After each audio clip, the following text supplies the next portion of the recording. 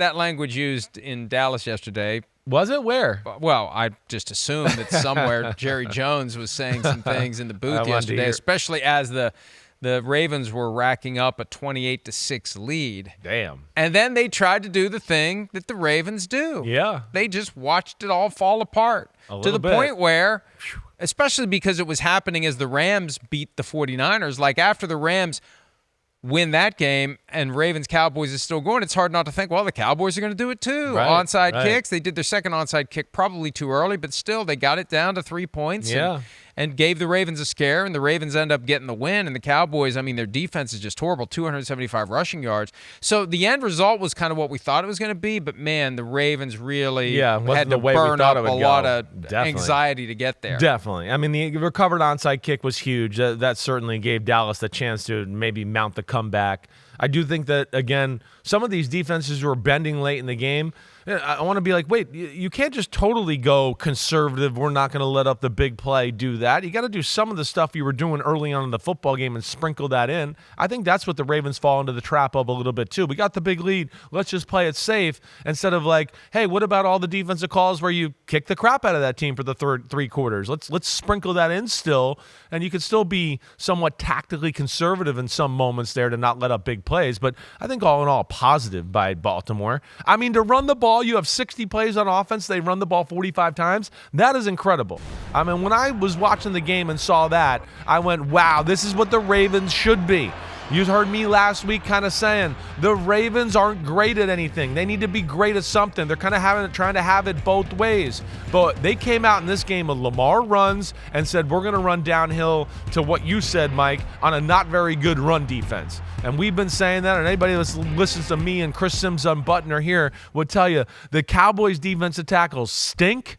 Okay, their middle linebackers aren't very good. Their safeties aren't all that great either. So there's issues right down the middle of the defense, let alone Mike Zimmer's defense and what he's doing. I think everybody knows what to expect from him a little bit, and his code is getting cracked a little bit by some of these offenses as well. I think it's been cracked. Yeah, maybe. It's been cracked. Maybe. He brought back an old code, the AA gap blitzes, all that stuff that worked for a while with the Vikings. You just bring it back after it was gone for a while. People just they blow the dust off of the old playbook, and we know how to beat this. Well, and double especially when you don't have the horses up the middle to stop the run. Right. It's they're going to have to find a new way to play, because I don't think they're going to be able to play Mike Zimmer, we play sound defense and think we can still win the game. One, I don't think they're talented enough to do that.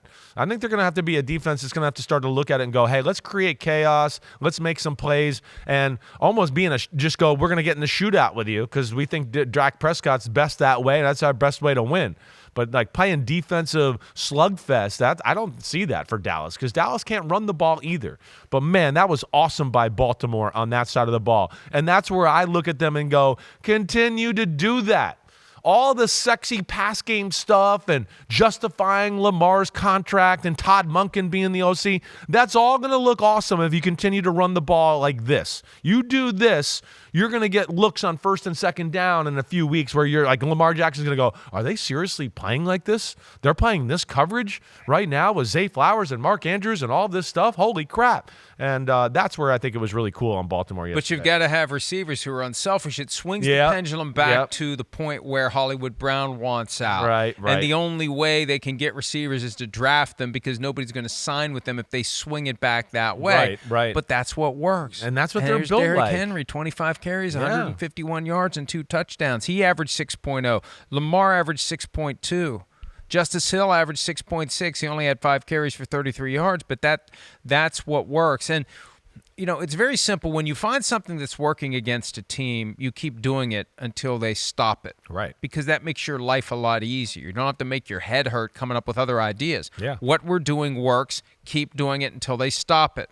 And the Cowboys just couldn't stop it. Right. The good team, all good teams we talk about ever, they always have one thing that they do great, right? There's one thing where we're great at this, and we feel really good in big moments to rely on that greatness, or you have to go to such an extent to stop that thing we're great that you're now going to have other areas or holes in your defense. And that, to me, was my point in getting them to be great at something. And hopefully then they can find the blend of, I'm not saying they need to run the ball, 3 out of every 4 times. Maybe they can be a little bit more balanced as we go here because teams will play more run defense, and then they will be able to throw, and it won't have the wide receiver problems that you bring up in such a way there. No doubt about it. But, man, that was big-time offensive performance by Lamar, Derrick Henry, the attitude of the Ravens, all of that. I give them a lot of credit. And, Dallas has got to be a little concerned. Something I said last night, when you have a really special season, right. and it's not like they were like 85 Bears special season, but it felt like they were really good last year. They were clearly the best team in the regular season. They get to the postseason, they get their asses kicked at home, they get embarrassed, there's talk about changing coaches.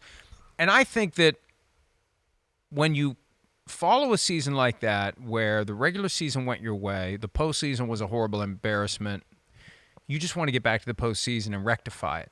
You lose sight of the fact that you got to build your house. A lot of work that goes there. Right. You got you may not even get to the playoffs. Jerry Jones recently said the pressure from Mike McCarthy comes in the postseason. There might be no pressure at all. Yeah. Because there might not be a postseason. Right. And now we're starting to see the frustration come out. It happened yesterday. There was some CeeDee Lamb saltiness.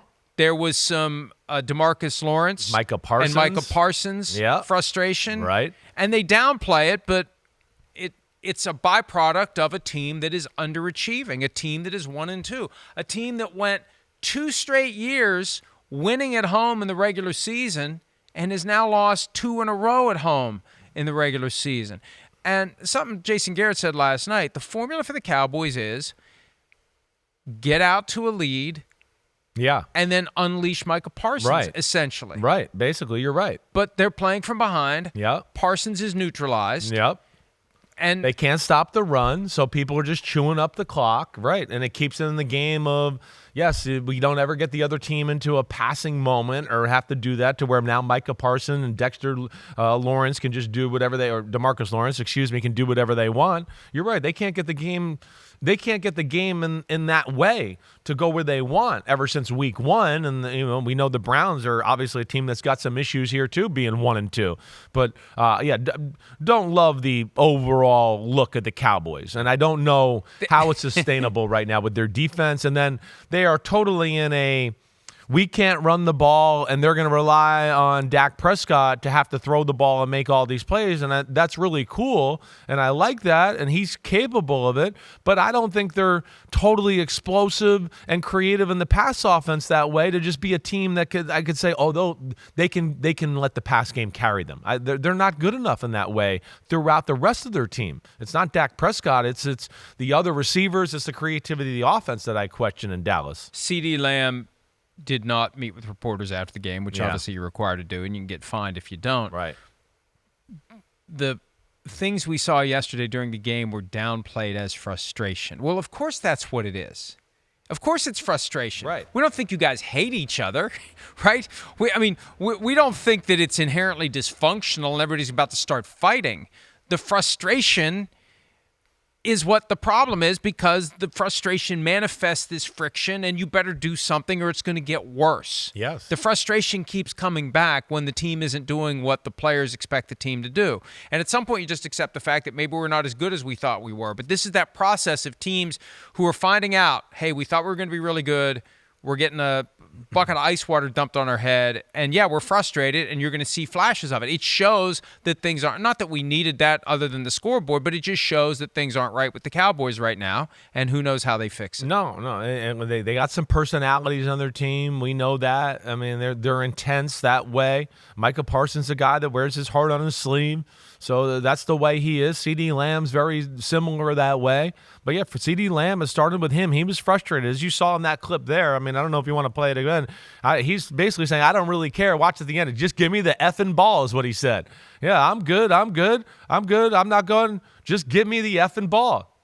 Yeah, that's what he said. Yeah. Right? So, I mean, he's going, wait, you saw what we do when you delivered me the ball. We're dangerous on offense. But the Ravens, of course, are creative, and I didn't get a chance to watch the film or anything, but I'm guaranteed they did some things to take him away and not let him be the guy that burned him. But another example. Exactly. No training camp. Yes. Right? No. Exactly Guy gets right. plugged in. No urgency. Jerry Jones. No urgency to get a deal done. Right.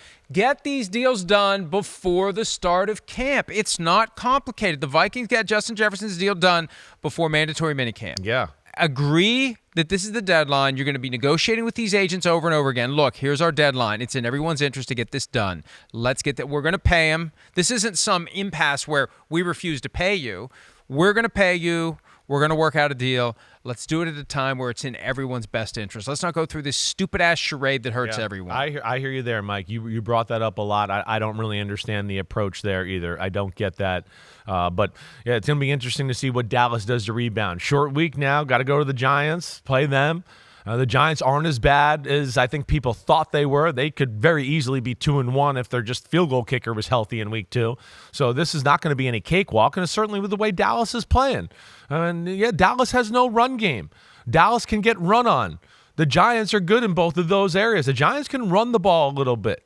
The Giants got some guys on the D-line that can cause some problems and make you not be able to run the ball. And then if you have to pass the ball too much, they can rush the passer. So, yeah, the Cowboys got to figure out how they're going to play going forward with this football team. But to think they're going to play, I think, through the defense and run the ball and control the clock, I don't think they're capable of doing that, Mike. And I don't see how they can – I'm going to be interested to see what they do to rectify some of their problems here. We need to take a break, but I do want to make this point before we go. Yeah.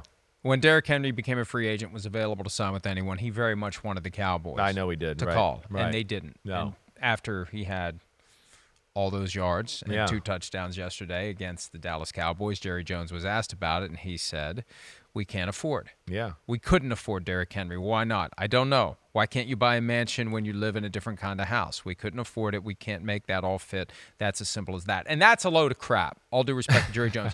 Great for the game. Great for the game. Deserves his spot in the Hall of Fame.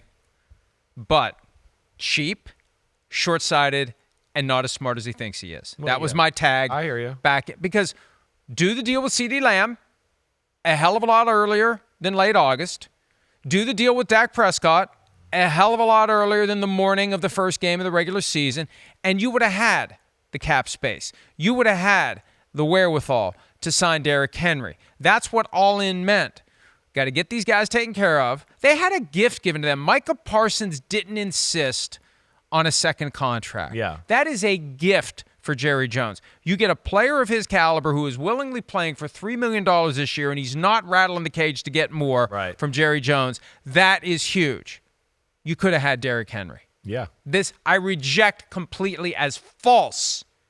False. We couldn't afford. You chose not to afford it. You chose not to pay CeeDee Lamb earlier. You chose not to pay Dak Prescott earlier. And you did it anyway. That's what is so frustrating about it. They ultimately did it. Why not do it earlier? No, I listen, I think all that's real, Mike. How they allot their money and all of that, I think, is all questionable in the contract. I mean, again, you look at it and go, well, why can't they pay anybody? Who are they paying that's so great and whatever else there? And that's, I think, part of the problem, too, is right now you're not quite getting maybe the return on investment for a guy like DeMarcus Lawrence. You don't see him popping a ton. The offensive line, there's a lot of money and assets in that department there, and they're not dominant in the run game. So you're not going to, they become really, it's like if Dak Prescott and CeeDee Lamb and Micah Parsons don't ball out and make unbelievable plays, it kind of feels like Dallas can't win the game. That's what it feels like right now. Trayvon Diggs is still not quite himself in the secondary, so you don't see him making any pick sixes or making plays that way. But, yeah, it's I think going to be a struggle for Dallas all year, and it's going to kind of be a roller coaster ride with them as a football team. Hi, it's Mike Florio. Thanks for watching PFT on YouTube. Hit subscribe for the latest news and analysis from Pro Football Talk.